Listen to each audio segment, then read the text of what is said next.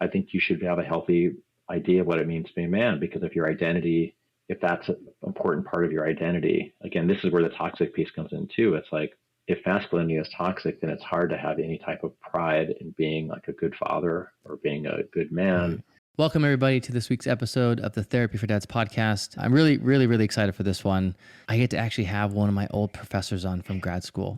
And it's been a little while since I was in grad school. And we recently got reconnected and we've been having conversations. We connected way back in grad school. I always loved having him from one of my professors in my classes and learning from him. And back then about his passion for men and masculinity. And I got to kind of have some fun conversations with him and interviewing him way back then. And just recently, now, I don't know, almost 11, 12 years later from starting grad school, we are now reconnected. And I get to have him on and talking about men and masculinity, which is totally in line with what my passion and heart is with trying to help men and fathers on this show. So before we kind of totally jump in to the topic for tonight, welcome, Matt, to Therapy4Dads. How you doing? Thanks for having me, Travis. Yeah, I'm stoked to have you. I really am. So can you tell us just real quick, like who you are, what you do, and kind of, what's going on for Matt?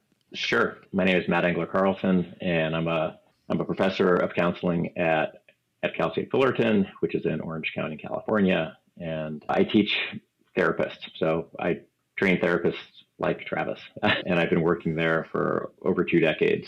Prior to being an academic, I did a variety of things. I worked in behavioral health. I was an elementary school counselor, and I've always had an interest in gender. And I think in my own kind of PhD program, I got really much more focused on the field at the time, what we call the new psychology of men. And as that's kind of evolved, now it's kind of viewed as the psychology of meta-masculinities. And so I've been working in that field for close to 25 years in terms of really kind of helping what I would call allied professionals understand how to best help boys and men. And so for me, allied professionals really means anyone who would like to help men and boys. So that can be obviously psychologists and therapists and counselors and social workers and teachers and nurses and administrators, but anyone in those helping kind of fields, and also parents too. And so I've been really passionate about this field. I think initially I was interested in much more about kind of how men access support. And then I became much more interested in this other piece of that, which is like, if men actually did access support, would they actually find people on the other end who knew how to help them? And I think certainly initially what I began to understand is not necessarily. And so a lot of kind of my work has been on that piece, primarily kind of focusing on psychotherapy with men. So I've written a fair amount about kind of what is effective therapy with men. Tell us just a little bit more about what you're doing with that, and more recently, kind of the work you're doing. Yeah. So I think I was really lucky at a stage of my career to find other kind of scholars out there. I think like a lot of people in this field, like my first exposure to gender studies was not through understanding men. Initially, it was actually kind of taking intro to feminism classes and gender studies or women's studies classes. And even as a school counselor, actually, I was more comfortable working with kind of girls and their moms. And some of the interventions that I did were directly focused on that group, even though the majority of kind of the cases I had actually were boys. And I think at that time, I knew there was something going on with kind of boys. But at that time, this would have been like the mid 90s, there was much more of an appreciation or an awakening around the experiences of girls, primarily adolescent girls, that had been, for the most part, maybe hidden and not exposed. Going into my graduate school, I really didn't know what I wanted to do.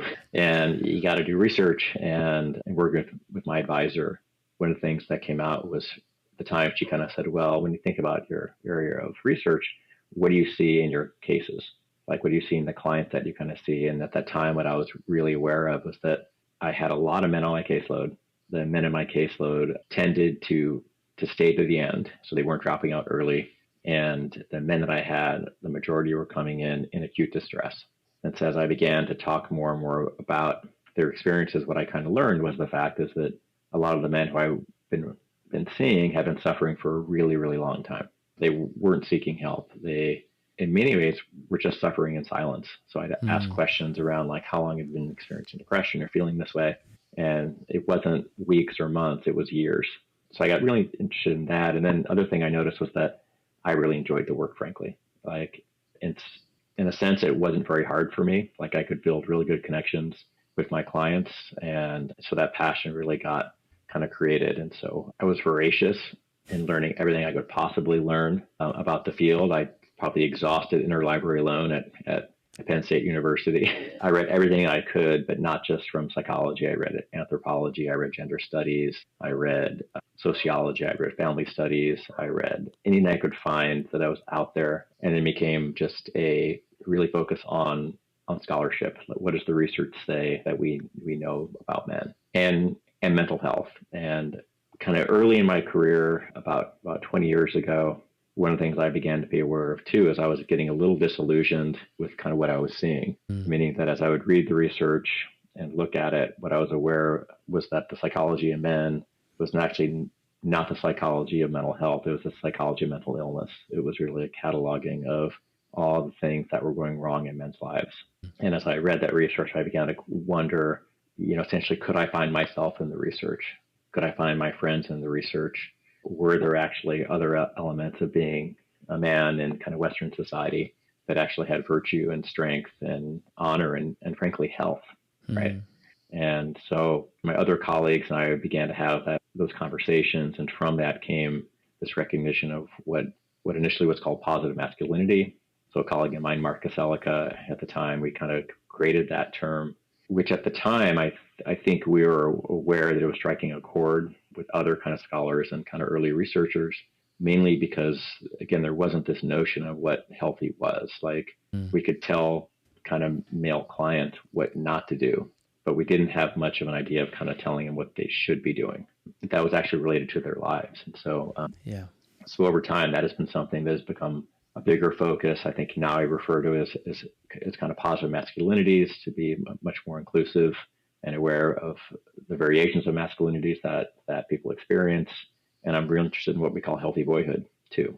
So I've spent probably the past 5 years focusing more on that, primarily in education settings. And you've done a tremendous amount of work in this area, in this field. And that's a big reason I wanted you on, is to really talk about the research and the science that you're seeing, and someone who's really in it and doing the work. Because something that I see a lot of out there on social media, and maybe this was going around when you first started this, I don't know, because I wasn't aware of it when you probably started doing this, because I was a little younger then. But at least in the past few years, when I've been on social media and seeing these things, there's a lot of this, I think, talk of this term toxic masculinity, and a lot of this, how patriarchy has impacted men and these things. And these are things that people are recognizing. And the sense I get when we talk about these things, toxic masculinity, I think it sounds similar to what you're getting at, that we kind of know what to tell men, what not to do. Like, don't be this, don't be these things. These things clearly are not healthy. These are, traits that aren't really helpful to you or your community. But I think it still stops there, even to this day, even on social media. It's like, well, don't do this, don't be this person. Or it flips it and say, well, do these things, just feel more. It'll be kind of this quick answer of just be, and we've had this conversation offline a little bit of like, well, just feel more, just do the work. And I think there's a big, my opinion, I think there's a big ravine, so to speak, between what not to do and then like, well, just do these things. There's like this missing bridge and link between the two. And so I in a way, I feel like it's still doing the kind of similar things to some men, that they say, don't be like this, don't be this toxic thing, don't have this trait of you. So I'm wondering what your thoughts are on that. When you hear the word toxic masculinity, like, what do you think about that? Like, what comes to mind for everything you've been doing and all the research? Yeah, I mean, there's a lot in what you kind of said, and I think in some ways, like what I didn't mention is, I also work with the mental health app, Mental, which is the first mental health app focused on men, and at our core mission is awareness of that there are kind of these two narratives, I think, for society that men kind of pick up, which is, one is like, eat your veggies kind of thing, mm-hmm. and the other one is kind of like feel everything. Right. And there's not like a middle ground. And I think that with mental, again, we're really looking at that third way. Like there's a middle ground in there too. Right. Yeah. And in some ways, like, well, I'm sure we'll talk about this much, much more, but, men's health and to be a healthy person, right. But particularly for men in particular, it's about adaptability and this ability to respond to a situation that is in front of you. And the reason why that is important for men is because men tend to be socialized to kind of adopt these rigid stereotypes about what it means to be a man.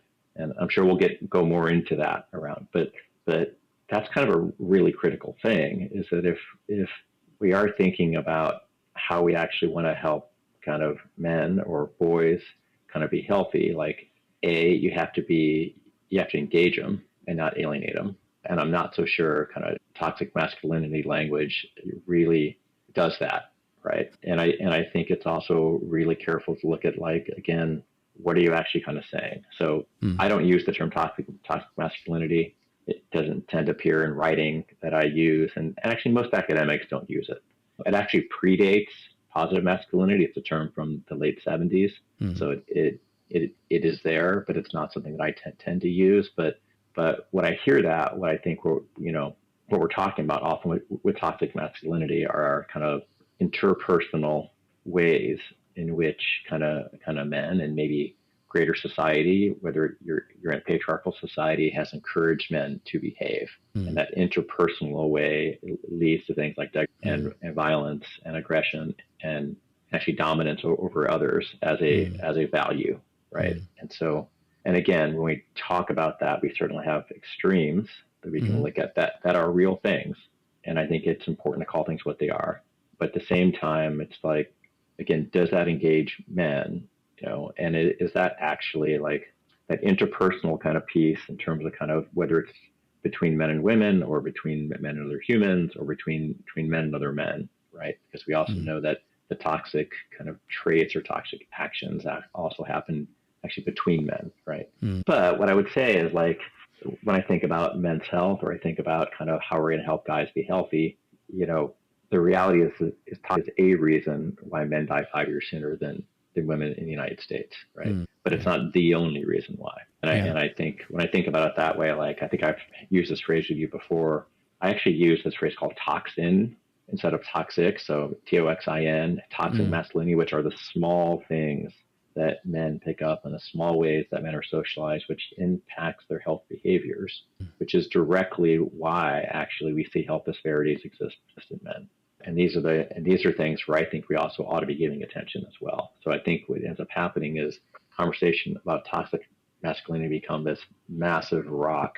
Yeah. And it actually overshadows kind of what I think is more helpful advice for the majority of men on how to be healthier and happier. Yeah, because the term you use it because you see it as just this big rock, a barrier. So men hear it, and then it seems to not really engage. Is what I'm hearing. Is what you're seeing? It's not really engaging men to actually make a difference or change. Yeah. Is that the yeah? And I think it's also like, I mean, if it is interesting, right? I think that if I say to you like define toxic masculinity, or what does that mean to you, right? I think you could give me a few things and say this is what I think it means, right? And if I said, what does healthy masculinity mean to you, you might struggle, right? And society would struggle. Like, we actually don't have a operational definition of healthy masculinities. Right. I'm not really seeing anyone else pointing really to, okay, now what? So we know it's not good. We know it's not healthy, but okay, like you said, what is healthy positive masculinity? What does it actually look like? And I think people do struggle to define it, or if they do, it's kind of convoluted, or okay, how do we then actually, or how do we get maybe from this quote unquote toxic place, and how do we then walk the path to a place of healing and recovery, which is a big heart of mine too, is, well, how do we help men equip them? And first, and I always say this, I think with those men who are stuck in there, and you tell me if this fits, but I think a piece that I see missing all the time is that we're not approaching these men with genuine curiosity and empathy and getting to know their story and why they're there. It's more of just, stop it, you're bad, you're wrong, you're the problem. I mean, I'm overgeneralizing here when people say this, because people will say we get it, but it's like we get it, but change. It's like this quick, like, get it, but like flip the switch. I mean, that's my sense, my interpretation when I'm hearing people say it. It's like, we get it, but be different, and I think we're still missing that middle piece of, and I think maybe some of those men might even get stuck too,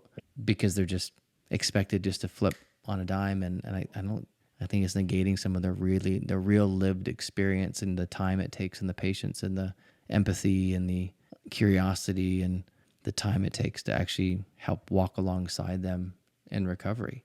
I think it's like, again, like this notion of, and again, it's not to deny that it's not a thing, right? Like, I think, like I said before, it's important to name what things are, right? And I think when we, and I do think when we look at kind of aspects of male behavior, right? Like we look at male behavior, we know that men are responsible, right, for the majority of homicides. We know that men are responsible, die by suicide. We know that men engage in, they're both engage in and are victims of violence at a higher rate. We know that men are more likely, like they're the main cause of spreading STDs. We know men are the main cause of automobile accidents. Like we can look at these things that are very unhealthy health behaviors, and it's important to kind of really point those things out, right? At the same time, I think we have to realize that awareness that comes out of kind of talking about toxic masculinity as a society, right, comes out of, again, a absolute recognition that a lot of what we're talking about is power imbalance, right? And talking about real things that happen, right? But there's a way in which toxic masculinity also can become all masculinity. Yeah. And I think that in the absence of that, it's very hard for a guy to kind of figure out how to have a good sense of self if it's viewed as kind of being so negative all the time, right? Meaning that, like, I think in therapy, for example, I think when guys come into therapy and they come to seek help, what they're expecting actually is for the therapist to say to them, okay, tell me what's going wrong in your life, right? And I'll tell you, most guys, essentially hang their head down and then confess or say, like, let me tell you about all that stuff going wrong in my life. And we've seen research that suggests a better approach is to kind of say is, where would you like to be in your life? Think about it. If the precursor for engaging in something is like, let's just start by telling me all the things you're ashamed of, right? Yeah. And, your engagement is quite low at that point.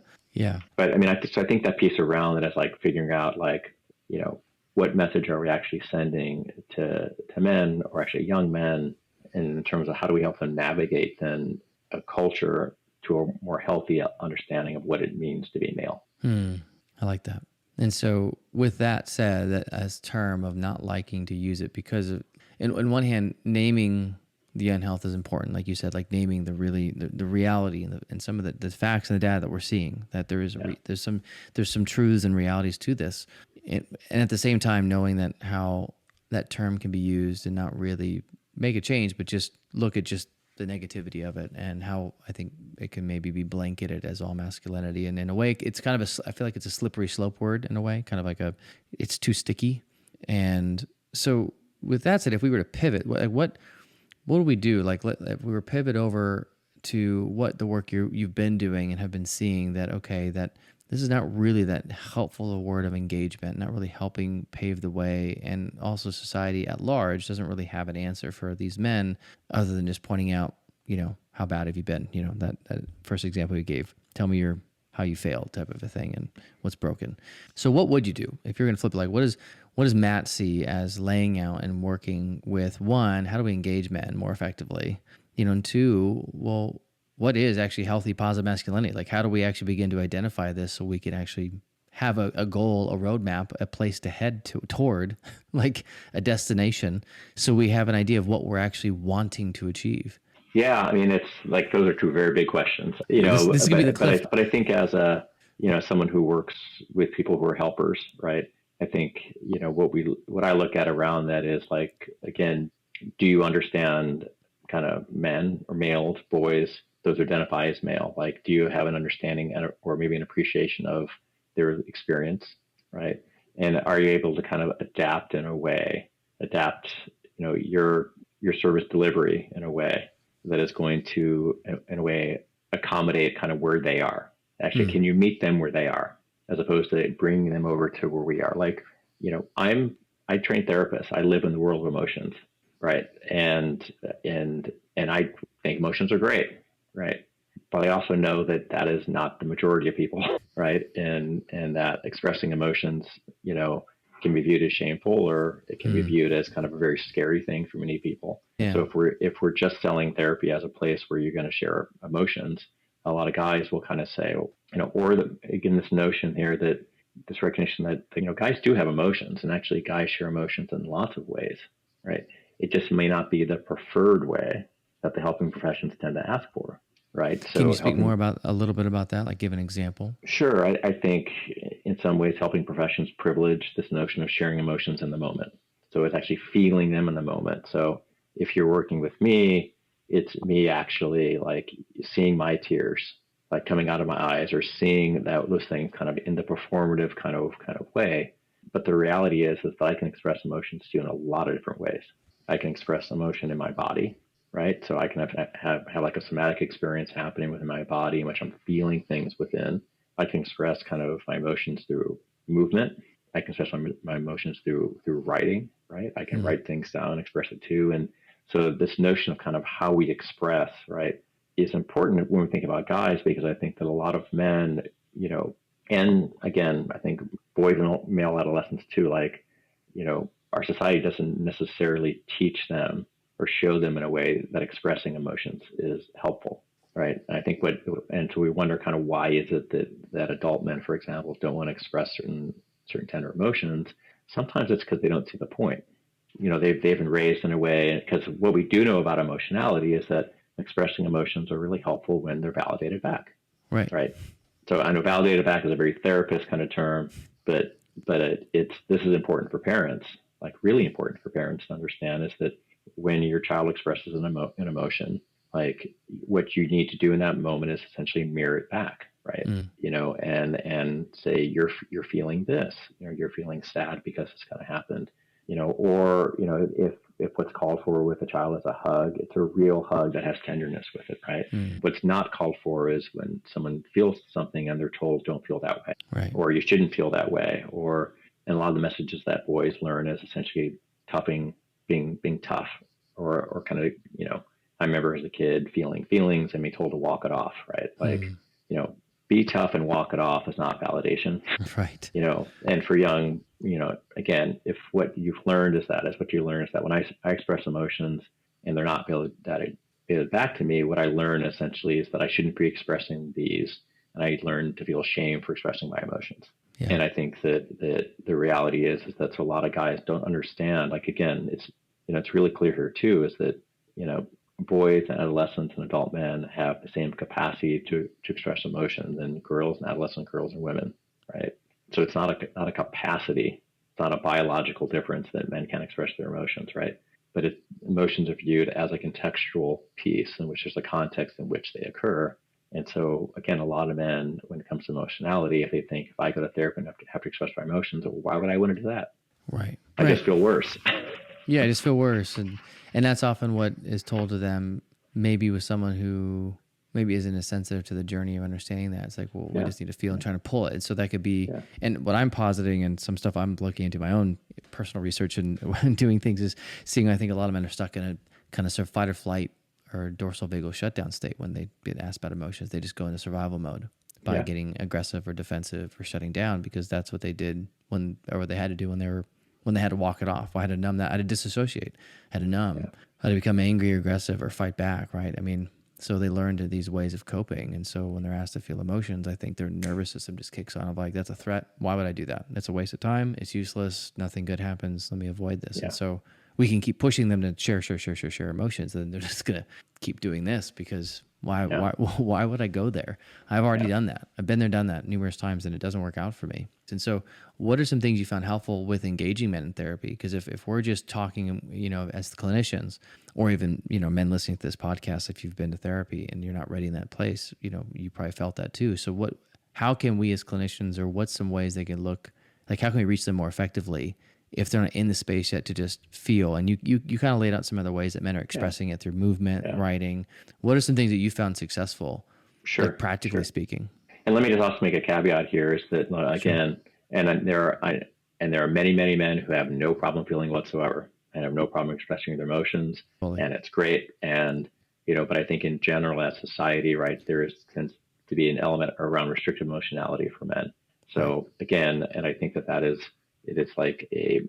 a mist on society that floats down, and before adults even realize it, they have unchecked biases around kind of the way we think boys and girls and so and so supposed to behave, and through our institutions and through our different ways, these subtle messages come out, right? And it has ramifications, right? It has ramifications for kind of how we raise young men.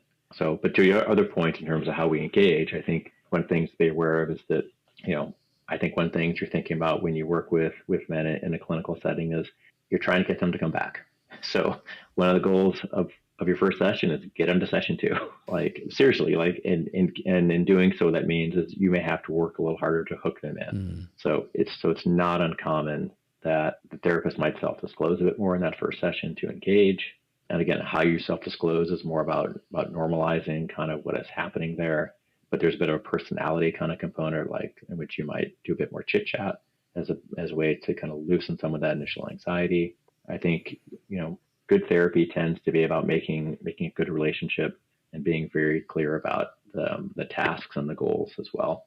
So talk to the male kind of client, understand kind of why he's there, help understand kind of if he works with you, what the outcome could possibly be, and give him something to hold on to. Like we always want to engage hope around that too, but help understand that coming back could lead to some good things, right? But there's ways in which I think as therapists, I think you might have to lean a bit more into the client than usual, right? Because it may be that a lot of male clients who have been there for the first time have some expectations in terms of how they think therapy is supposed to be. And in general, that maybe it's not for them. Yeah, I see that a lot from personally, as well as working with hearing stories from other clinicians, especially when they come in with a couple, right? It's often a demand, obviously, and I know typically the female partner has very valid reasons as to why they're there, right? And I'm generalizing this, right? This is not every man, like you said, but generally, and they're coming in kind of there's been some type of, you have to do this, otherwise here's the ramifications. And so they're coming in a lot of times reluctantly because it's like, well, I don't want to lose this, so I'm going to come in. And so they're already on the defensive. And then if we don't engage them, I could see like, why would I do this? Because I think a lot of those men I've seen, they come in already with an expectation or preconceived notion that you're just going to want to make me to quote unquote feel, they're just going to gang up on me, essentially. And I've heard that said numerous times. I feel like I'm going to be ganged up on. I'm not going to actually be heard. Why would I do that? It seems pointless. And I think part of it could be, as clinicians, and I'm putting myself in that category as clinicians as a whole, that we might need to grow a bit and reaching men with where they are, meeting them where they are at. And I see that. Absolutely. Yeah. I mean, I think that most people, when they seek help, when they arrive, what they're asking themselves is this a place for me? Right? Like, is this a place for me? And there are a lot of reasons and a lot of things that guys may see that kind of says, no, like, this isn't a place for me, And part of it is, of course, there is a stigma, and there is a way in which kind of therapy can be viewed as a weakness or as a failure for guys, right? That they couldn't handle it on their own. They haven't had other kind of routes. So therapy may not be like the number one choice that guys kind of have. That being said, like, I think when guys engage in therapy, a lot of them love it.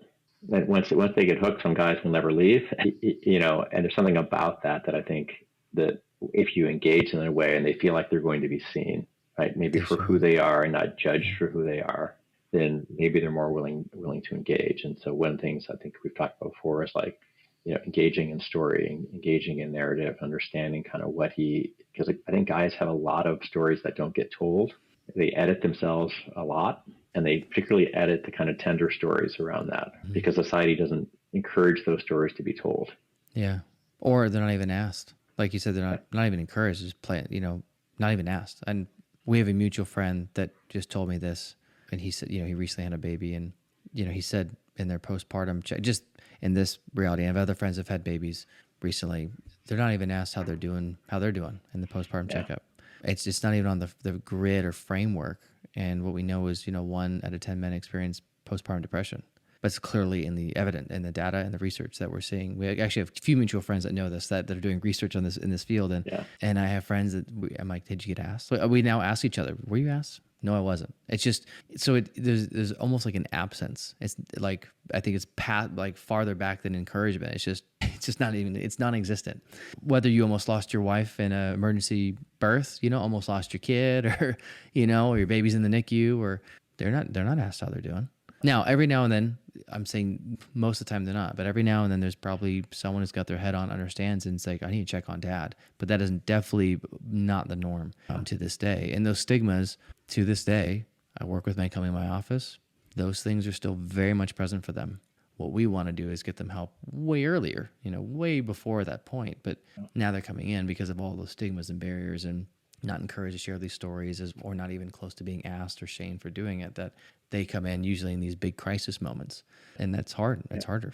So, yeah. I mean, I think part of it is, if we think about just the whole kind of range of parenthood, like that whole kind of journey, like even before birth, right? Like I think that we know that whether you're talking about fertility, where you're talking about miscarriage, and in that sense, like I think expectant fathers, right, or fathers who want to be, often don't have much of a outlet in terms of how to express their kind of feelings in terms of how they're managing that, right? And as someone who's been through that before myself with my children, I found myself very isolated too. And one of the things I just kind of figured out at some point was like, I'm just going to start talking about it. And as I began to talk about it with some of my other friends, I realized, oh, they had those experiences too. But it took like a very conscious decision for me to kind of talk about it and what I was going through to get support around that. And I think, I think there is an epidemic of, when we don't include men in that process or see them, it also gives them an excuse to not be a part of it. And that not showing up behavior that a lot of kind of to-be fathers and fathers experience as well, I think could be potentially curbed a bit if they were invited in more to that process and made to feel a part of it with that responsibility too. And I think part of what happens is you end up getting then this bigger kind of struggle that kind of happens, which is, if men are not noticed as much or dads aren't noticed as much in that process, we also realize that what kicks in sometimes is for a lot of men, it's feelings of responsibility and being a provider. So work and providing then takes a certain type of a priority in one's life. We know that there's a lot of good things that happen to men when they become dads, right? But other things kind of happen as they also begin to lose a lot of their friends and social support networks, and so we begin to see this kind of path in which men become to be disengaged from themselves and others. So I think there's a lot in that in terms of how, and I think, and we're seeing changes in that. Like I think we're seeing generational changes, and I think, for sure, like the life that my dad experienced when he had me is different than the life that I had when I had my son. And we know that the kind of things like stay-at-home fathers, like those are kind of each year kind of going up, and but the ways in which we engage in that process around kind of being a dad, again, there's some opportunities in there. And I think for parents in general, of course, expectations have never been higher for parents to be everything, in a very complicated world. But I think it is like, I think the work you're doing and just giving voice for dads about like, you have reactions and you have emotional reactions here and you have perspectives and you have experiences and you have stories that are valid is critical. Yeah. Oh, thank you. And yeah, I think it is critical, which is why I'm doing it. And we had some infertility issues too along the way. And I remember talking about it for the first time and didn't talk about it for a long time, even as a trained clinician at the time. I think it was just finished grad school. It took us 6 years to get pregnant. And to finally have our first kid. But I remember that first few years, I just don't talk about, I was a clinician. Even I think got into some of that like stuff in my own of just keep going, like just avoid it. Just, I'll deal with it later. And then I remember talking about it and realized actually this is more common than you think, but it can be so isolating. I think a lot of men just don't, and they just stay, like you said, they stay isolated. And then these things just naturally begin to get them farther and farther away from, I think, community and relationship, which is what a lot of men need, is relationship and community and support and encouragement, and as well as being challenged in a way that's like in effect, like a healthy challenge, right? That I think of a good coach, right? Who's challenging you to become better and push, not shaming or not that type of coach who's tearing you down, but kind of in a way that's speaking to the truth of who you are, but pushing you, and that I think a lot of men also react really well to that kind of push. They could rise to the occasion and really, really do well. I think that's like, just in some of the work I'm doing now, it's like that voice is, I would call empathic firmness. Like in a way, like that's the coach everyone kind of wish they had. Like, I'm watching Friday Night Lights with my daughter, which is like, but that coach, Eric Taylor, right, he's empathic firmness, right? Yeah, he is. And that's a beautiful thing to kind of see. And I think that in some ways, like a good coach for so many men is a surrogate father. Right. Totally. Right. Yeah. Because that's kind of what they're looking for in a dad in a way, is that kind of empathic for that connection, but firm, and challenge. Yeah. And there's elements around that. I think like one of the things, even talking about kind of fathers too, is like, being a father exists in a society which has a script, right? There's notions in terms of kind of roles people are supposed to kind of play. And I think when, fathers again, or men in general, like one of the things we know is that, they tend to at times not understand what their needs are, right? Or they are uncertain if they can express their kind of needs. They're more likely to kind of, essentially express who they are by doing things for other people, right? And they're encouraged to kind of mask weakness, right? So we wonder what happens to dads, again, who maybe aren't having a great experience psychologically, or really struggling with kind of being a new parent, or maybe struggling with being a parent for a second time or third time or fourth time. In a way, you treat it by performing, by giving and doing for other people, right? What is not happening is a connection in which kind of what's happening for you is being shared outwardly. And I think that's an absolute struggle. Well, I think that, like you said earlier, might be that struggling and suffering in silence, right? It's they keep it in and they keep it contained and compartmentalized. And I've worked with a lot of men that they come in finally and they just can't keep it contained anymore. They've been keeping it in for years, and then finally it's just like it breaks and they suffer alone in silence because, again, it goes back to the narrative and kind of what the expectations and what masculinity should look like. I mean, it's interesting that some of the data suggests that, again, regardless of the economic situation, right? So regardless if one has a partner and if the partner is the breadwinner, or in terms of, or brings home more money, regardless of the actual situation on the ground, men still find incredible value in being a good provider, right? Regardless of the situation, because then the reality is that if you're in a couple, most couples are dual income in some capacity at this point. And I think, and what makes that really interesting is that providing becomes, again, that's a script, right? And what does society tell men in general, right? Be a provider, right? To not show emotions, to not show affection between men. And essentially that anger is a funnel emotion, right? So anger and aggression are okay. Right. And so we absolutely know that is the kind of overarching kind of script. We also know that most men don't subscribe to it. Okay. So and again, that gets into this piece around, like, when we think of what masculinity is, it's actually masculinities, right? It's IES. There are multiple forms of what it means to be a man, but the assumption is, and even most guys who don't subscribe to it, they believe that's what they ought to be. So like, I don't consider myself a terribly traditional man, right?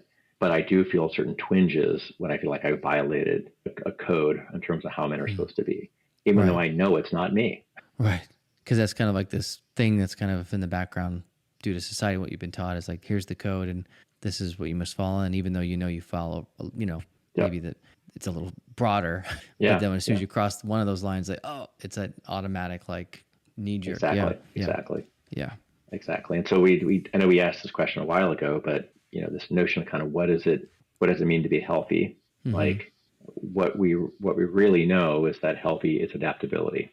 Okay. So, and I think this is actually kind of important because I think there's lots of misunderstandings about elemental kind of research that kind of scholars do on masculinity, which is that, it's not unhealthy to be a traditional man. Okay. It's not. It's unhealthy to be traditional in a rigid way, though, right? In the same sense that in some ways, most rigidity is unhealthy. Okay. And the data here is actually quite clear. Like, the data that exists, there's 45 plus years of research that we know that generally speaking, men who reject rigid conceptualizations of masculinity, that is kind of steeped in sex and ideologies, are healthier in nearly every way than men who endorse those kinds of beliefs, right? And the data is really clear about that. So again, but it's because these are operational definitions sometimes that academics kind of use, it gets translated incorrectly, But when I think about that, like, as a parent, again, adaptability, what adaptability means is that essentially you respond to what the situation needs. So if the situation is that I'm feeling unhappy or I'm hurt by something, then the adaptive piece is to share the emotion, for example. Or if the reality is I'm in trouble and I need some assistance, I ask for help, right? This would be not, in that example, a rigidness, traditional masculinity, because you said traditional masculinity is not bad. I think I think for a lot of the social media stuff out there, absolutely, they're going to gasp at that. I think, like, what traditional? I'm almost imagining the gasps happening. Because I'll tell you, why? Because it's repeated consistently. Right. It was repeated twice last week in the New York Times Magazine, and it was a miscitation. they didn't even cite the right article. But on top of that, like, but it's actually it's a misunderstanding Yeah. that people kind of have, and it's repeated again and again and again, right? And it's a way of actually creating a polarized notion of kind of like the left and the right around the way that men should be. Yeah. Right. And it actually mirrors political ideology. Ryan McDermott, who's a psychologist at University of South Alabama, has done research on this, and he can kind of show you how that plays out. But, and so what happens, I know we're off tangent here a little bit, but what happens when we have conversations, and then when our conversations around like masculinities, for example, or healthy masculinities, or what does it mean to be a man, when they begin to kind of then mirror the same arguments we're having in larger society about the left and the right and liberal and conservative and this or that, the same outcomes occur. Like the same outcomes occur, which leads to a stalemate, right? Yeah. But at the end of the day, like, I don't care if you're red or blue or conservative or liberal or whatever, there are some things that we can't agree on, right? And we can agree that we would like men to be healthier. We would like men to not die by suicide at such an incredible ratio. Right. Right. And we would like men to be less engaged in violence in terms of committing it and being victims. Right. And if you can't agree on that, then something is really wrong. Right. No, I agree. Yeah. If we can, and it's a great place to start on. This is what we agree on as healthier men, and in a way, as we have healthier men in our society, and we help them. That helps all of society. That helps women, children, everything. Across ages, ethnicities, gender, everything, right? It's because we're all helping each other. And so going back to that, I think that's something that people are going to gasp. It's interesting that you say that, because, and that's the reason I wanted you on, is because you're in the research, reading the research, and you can see, wow, this is being misrepresented and miscited and not even the right article. Yeah.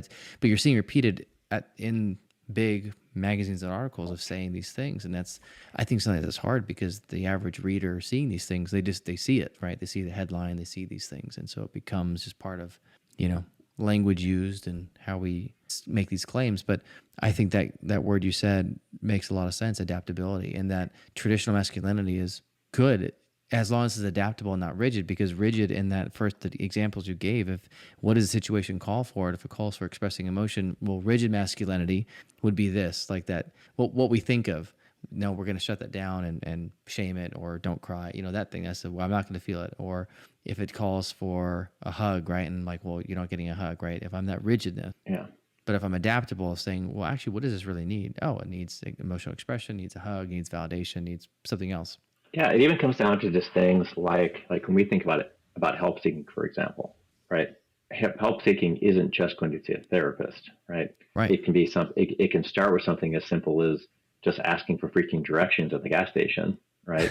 Yeah. But it also goes to things like going to the doctor, doing a regular checkup. I mean, like, I talk to a lot of my friends who will say, like, gosh, I wish my dad would just go to the doctor. We can't get him to go to the doctor, right? And data suggests, like, they're less likely to have health insurance. They're less likely to go to the doctor.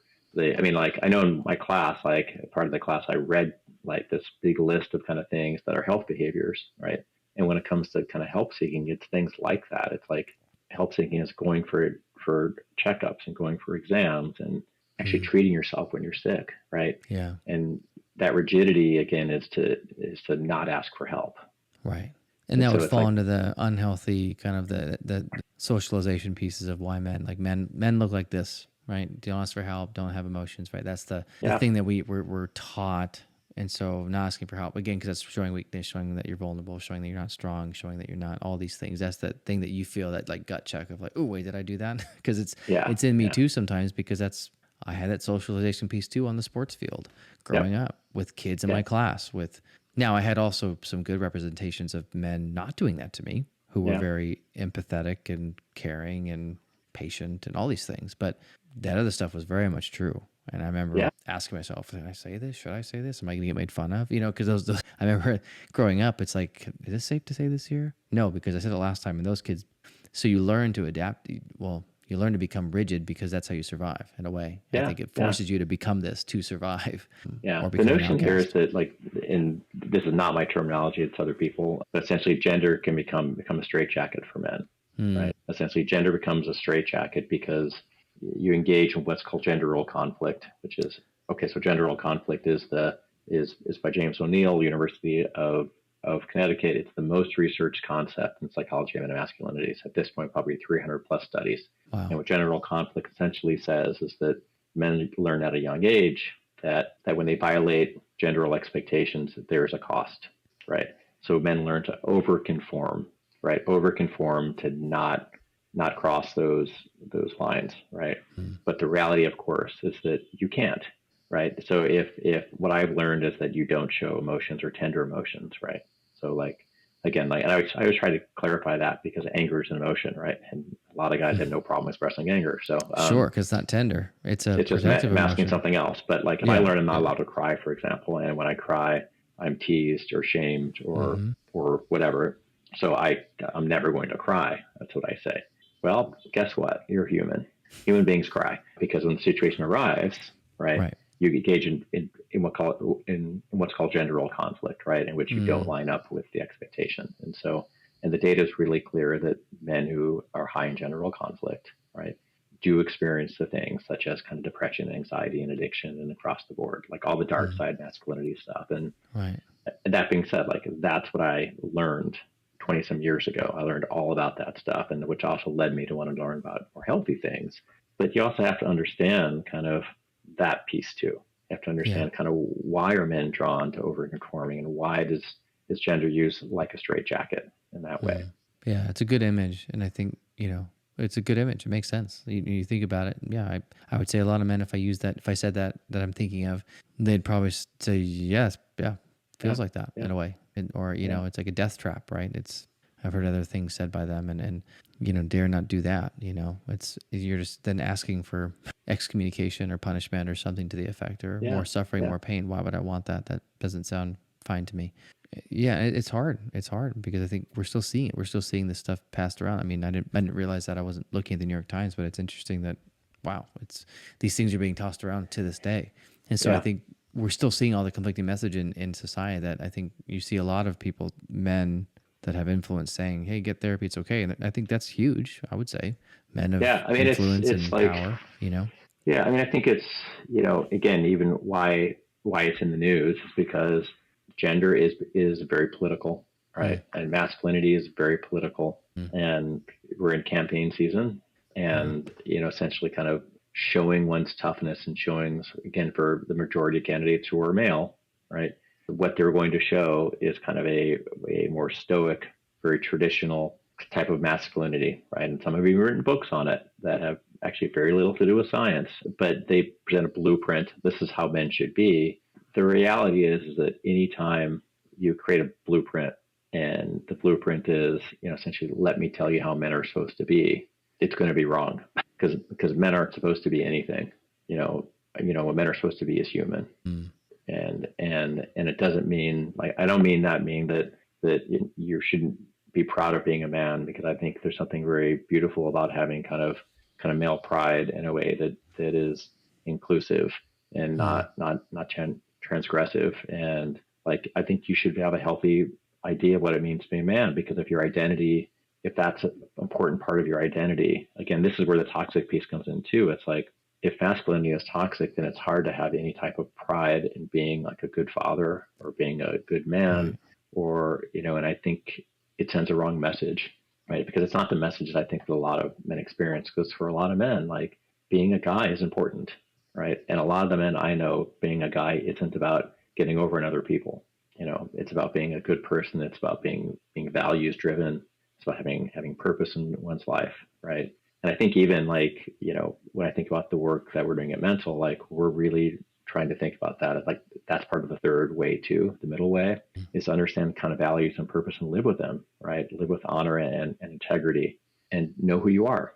Yeah. Yeah. I think the third way is needed to keep paving the way and creating space for that. And I like how you put it, that there's masculinities, and forming to some of the traditional norm is good, as long as it's adaptable within what's needed in the context, whether it's at work or with your family or your kid or your partner or your buddy, whatever it is. Absolutely. Yeah, I think that's going to zing some people, but I think you're right, because you're going to have a spectrum of masculinities, right? And so because of that, we have to allow some of those traditional norms of looking at the good of some of these more traditional traits that They're not bad. They're not evil. They're not wrong. But if they're rigid, they're going to lead to problems. If they're adaptable, they'll lead to probably life and actually good models, right? Good, a model of what a masculinity could look like, where maybe another masculinity expression could be a little different, right? Maybe who's a little more emotionally driven. Absolutely. And that's still masculine, right? It's like, that's still masculine, but there's a variance between these two.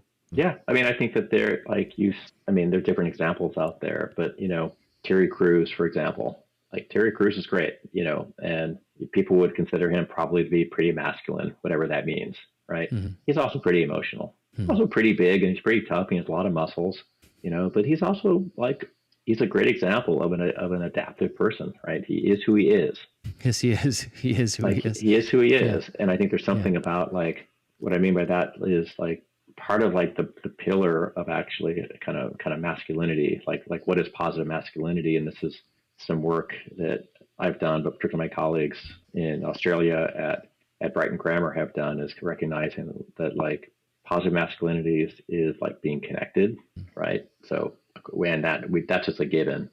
We know that the essence of essentially it being healthy is being connected to other people. So being motivated, so having a purpose in terms of kind of what you're doing, which is kind of value driven, and it's being authentic and understanding who you are, right? And if you know who you are and you can be authentic, right, then your behavior is going to match kind of what the situation needs, right? Because you don't actually have those barriers, kind of saying, well, I better act this way because people are watching. Yeah. I'm thinking where I want to go. We've been all over the place. I know. No, it's been good. I think it's such a big conversation, and there's so many places that I want to go. I want to know more about that, and I want to know more about that. And I want to talk more about adaptability because that's a great term. Yeah. So even I'll give an example. We look at kind of work and employment right now, and we look at the last recession, for example, and we look at looking at men at middle age, right? We know that there are vocations out there, for example, that need men, right? This is what Richard Reeves would call the heal professions, but most people would just say teaching, nursing, counseling. Actually, a variety of these professions have been trying to recruit male nurses and counselors and teachers for decades, mostly right? And we look at kind of the last recession, we know that people who were hit the hardest were actually middle-aged men.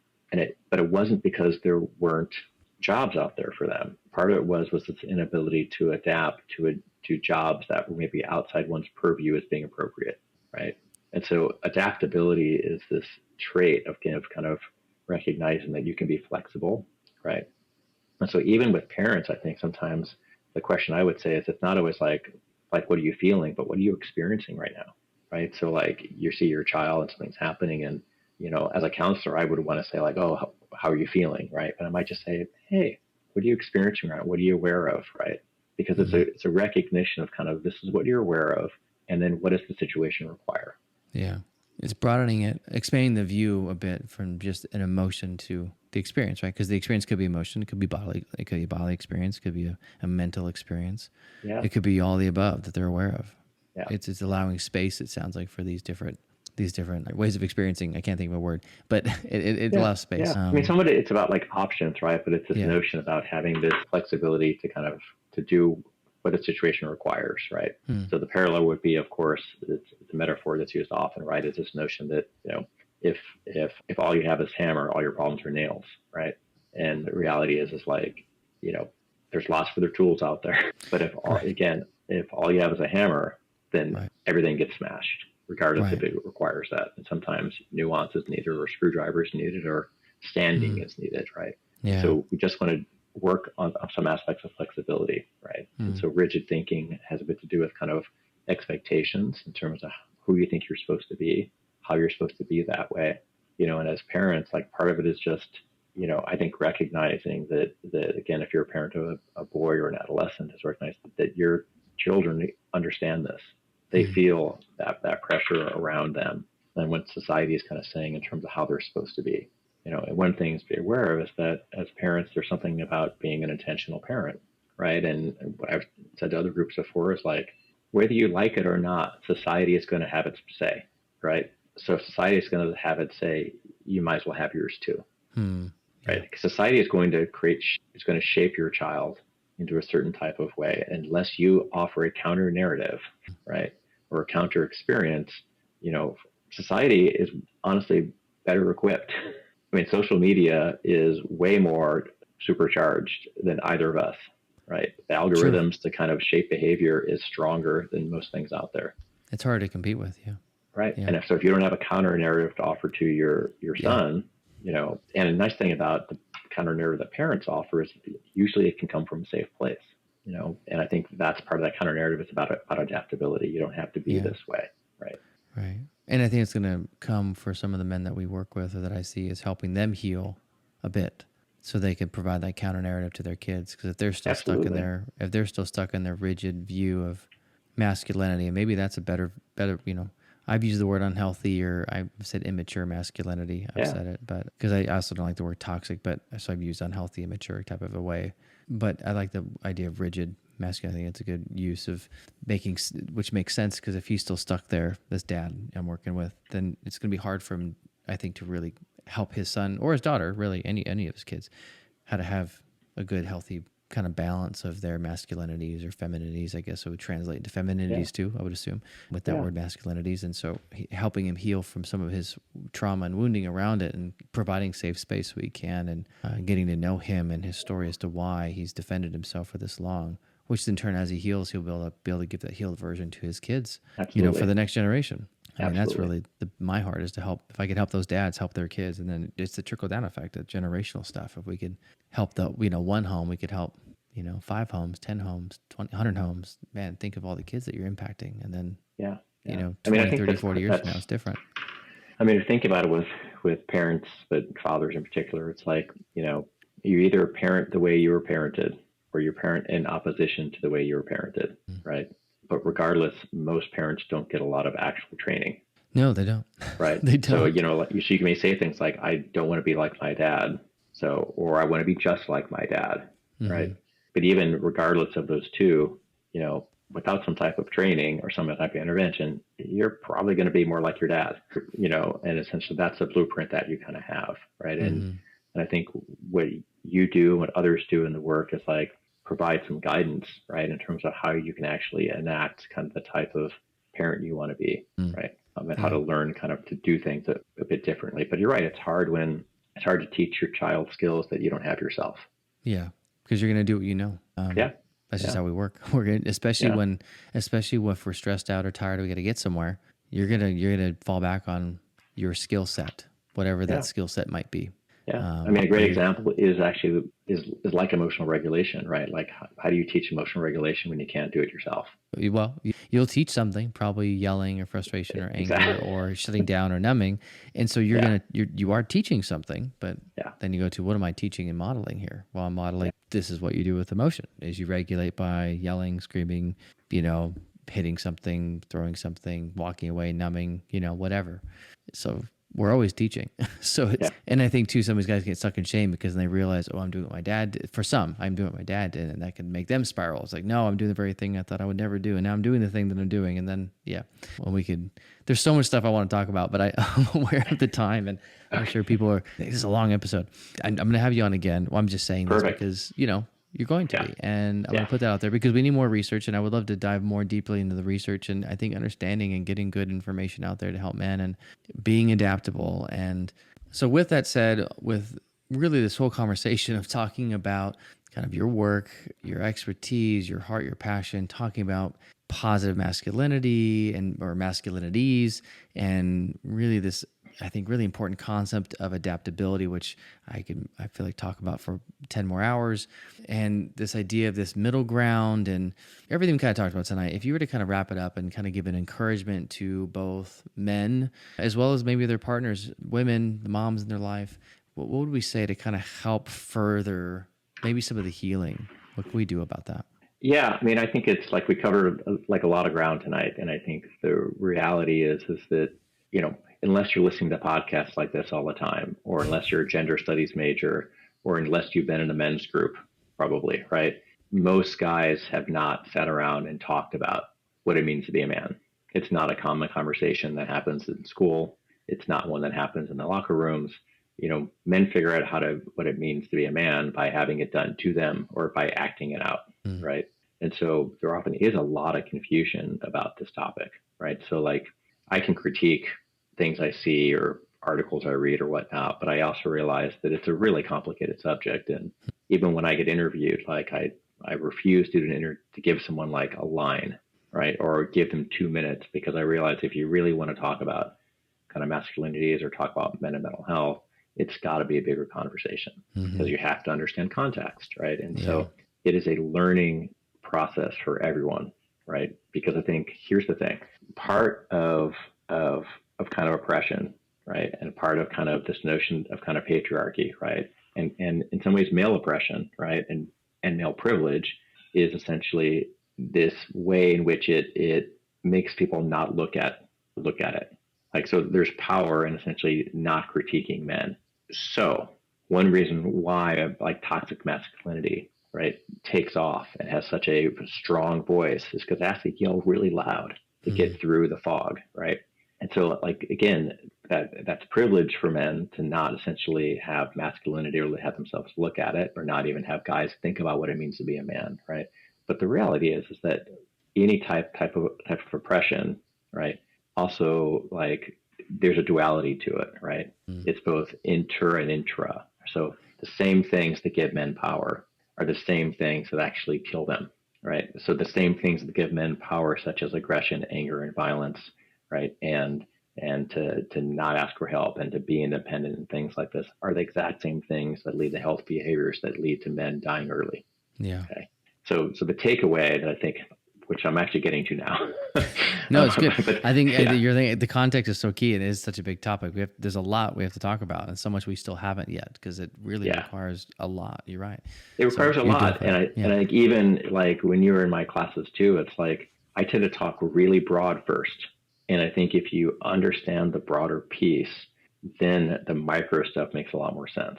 Right. But again, the reality is most people don't take a nuanced approach. Right. Another thing here too, we all have biases. Like, we all have biases about gender, right? I mean, someone's kind of, when you see someone, the first thing you notice is if they're male or female.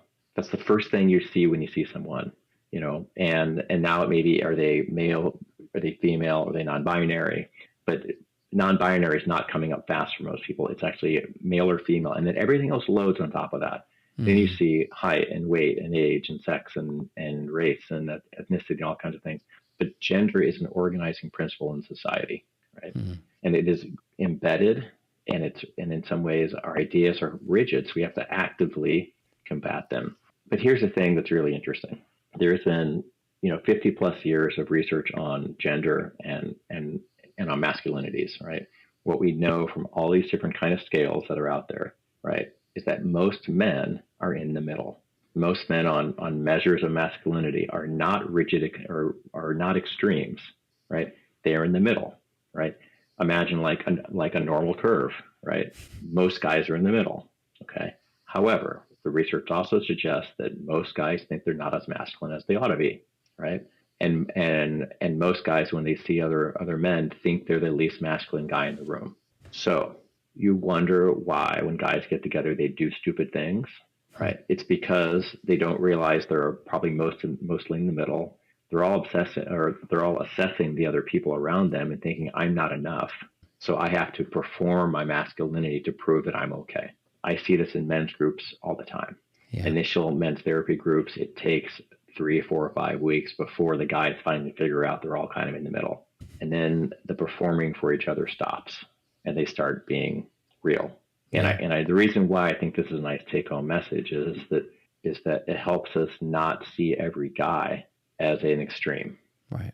Yeah. Most guys are in the middle. So most guys are actually, relatively flexible in how they kind of do, or they'd like to be more flexible, and they have emotional capacities, and they have this ability to be kind, and they have this ability to be compassionate, and they have this ability to want to give and help, right?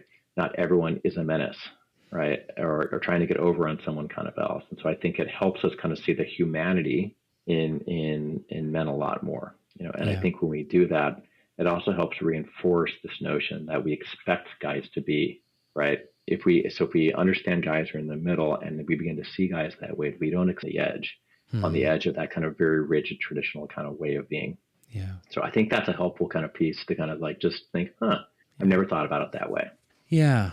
What a great way to end this part one of who knows how many parts, but part one of the research shows that most men are in that kind of middle and not rigid. And I think is such a contrast to really so much of what we see in media and social media and the news is that and that's the thing, we live in such a binary world of like left or right or this or that. So I think in some ways it sells papers and gets people peaked, but I think it also, doesn't really do justice to what's really going on and creates more dissonance, more disconnection rather than building bridges. I think it's more about bridge burning and not really actually doing something positive about it. It's just like, well, here's all the, again, going back to what we talked about, here's all the junk, here's all the toxic quote stuff, rather than, I know actually a lot of men are here. There's a lot more, and we need to see their humanity, even though I would argue, even those guys on the extremes, we need to see their humanity. Absolutely. Absolutely. Because there's a reason why they're doing that. And we can still disagree with their behavior and still say that's not okay, it's wrong, it's hurtful. But there's a humanity in there that I think is still being missed, as I would argue is probably why they're so stuck. Not to say that they're doing it because of that, that's the only reason, that's it, because there's plenty of men that have been harmed that don't do these things. But still, we got to see all of our humanity, because at the core, that's what we need. That's how we heal, is the humanity of one person. And going back to what you said earlier, it's about connecting to the man in front of you. How are you connecting to him? Because if you're not connecting to him and his humanity, he's not going to come back. He's not going to make a difference. Yeah. Matt, I thank you. My mind's, I've had like 1,000 questions. And so, and I'm going to wrap it up, but thank you for beginning this really big conversation and sharing some of your thoughts on this and some of your research. And we're going to have more, and I'll line up some more ideas about it, but thank you. Have an awesome night. And if people wanted to know more about what you're doing, the work you're doing, research, is there any way they could find you out there? I mean, what would that be? And they can probably find me on the Cal State Fullerton website under the Department of Counseling, under the Center for Boys and Men. And I also would say, check out the Mental app. It's a good place to kind of find some support. And it's, again, it's a way that we're working to kind of meet guys where they are and offer support. I'm going to drop all that in the comment section, the description, everybody, all these links directly to this and to the app itself. And everyone have a good night. And thanks again, Matt, for being on. Thanks a lot, Travis. Take good care.